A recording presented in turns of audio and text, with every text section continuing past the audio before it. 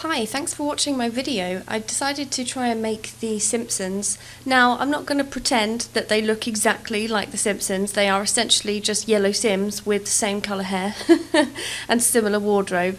But I had fun doing it, and that's the main thing, right? That's the main thing. Obviously, this video would not be possible without a piece of CC, the main CC that I found.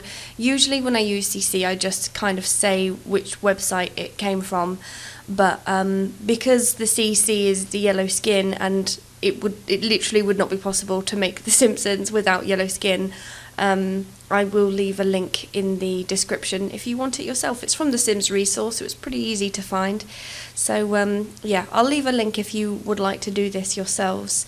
But I decided to do The Simpsons because I'm a Simpsons fan. I feel like The Simpsons is childhood. It just is. Like, when I was a kid, it was the first cartoon that I watched that was a little bit taboo.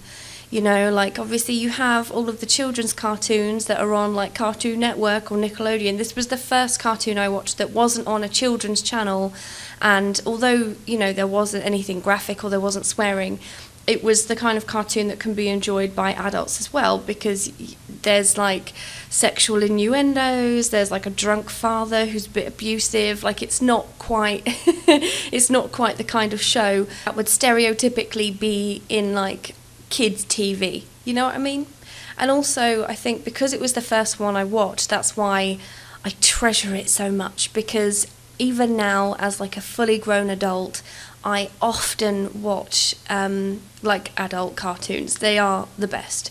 Always been a fan of Family Guy, always been a fan of, I mean, South Park is my favourite, it's the best one, but then I wouldn't have like watched any of those if it wasn't for The Simpsons, because The Simpsons was the first one I ever saw. I also found The Simpsons to be a good tool when it comes to measuring time, because when I was a child I used to use The Simpsons as kind of like a way of measuring how long things take. Like, when my mum would say, "Oh, I'm just going to the shop," my question would be, how many Simpsons episodes will you be? And the answer would usually be, I will be less than one Simpsons episode. Or if I had to go to somewhere I really didn't want to go, my mum would be like, "Don't worry, it'll only be 3 Simpsons episodes long." So yeah, it also came in handy when trying to measure time for me. Looking back at this video, there are one thing I would probably change is the size of Homer's stomach. I feel like he could be a bit bigger. And also, the kids were a bit difficult, because for anyone that's seen The Simpsons, they don't actually have hair, they just have spikes. So it's hard to imagine what kind of hair they would have in The Sims. I kind of felt like they would probably have that golden hair colour, that's the hair colour that's closest to the colour of their skin.